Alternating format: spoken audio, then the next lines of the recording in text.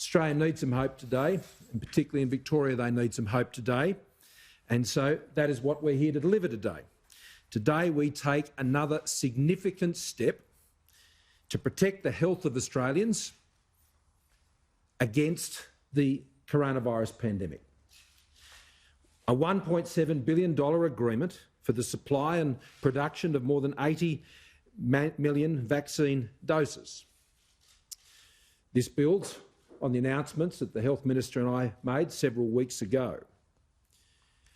Even more important about this agreement, though, is not just that it puts Australia right up front in getting access to these important medicines. It's a sovereign vaccine plan, because this vaccine plan and the agreements that are supporting it, which I want to particularly thank Minister Andrews for doing, working together with the Minister for Health, is that it is giving us the capacity to not just produce the vaccine here in Australia, and that is the AstraZeneca vaccine, through CSL, but also to develop and produce the University of Queensland vaccine.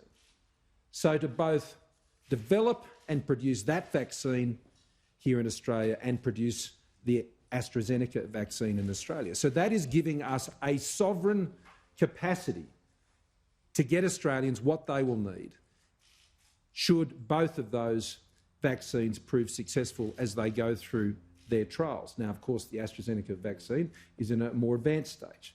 The University of Queensland still has some work to go, but we're backing it in, and I'll allow the Minister for Health to go through the details of those arrangements.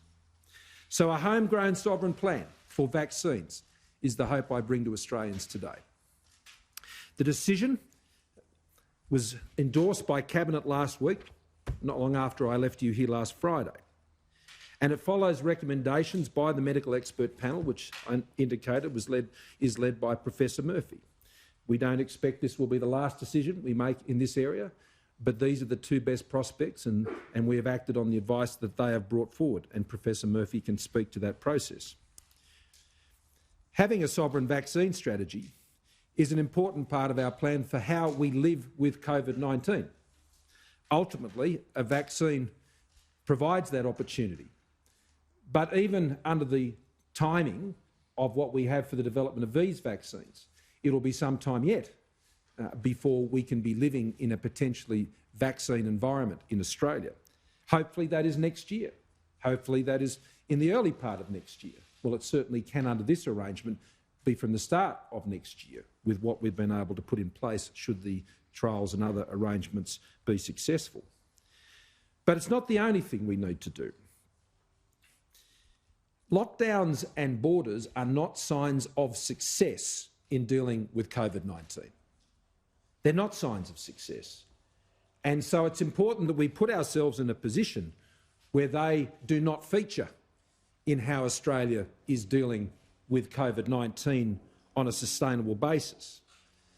And as I reminded you on Friday, at the outset of the COVID-19 pandemic, what we set about was boosting our hospital capacity. And the Minister for Health and then Chief Medical Officer were integrally involved, as I said, in getting the respirators, getting the ICU capacity to ensure that should the virus reach those high levels of community transmission, then our hospital system would not be overrun and that we would not have those devastating scenes we saw in hospitals overseas with people gasping for their last breath and not being able to have a respirator.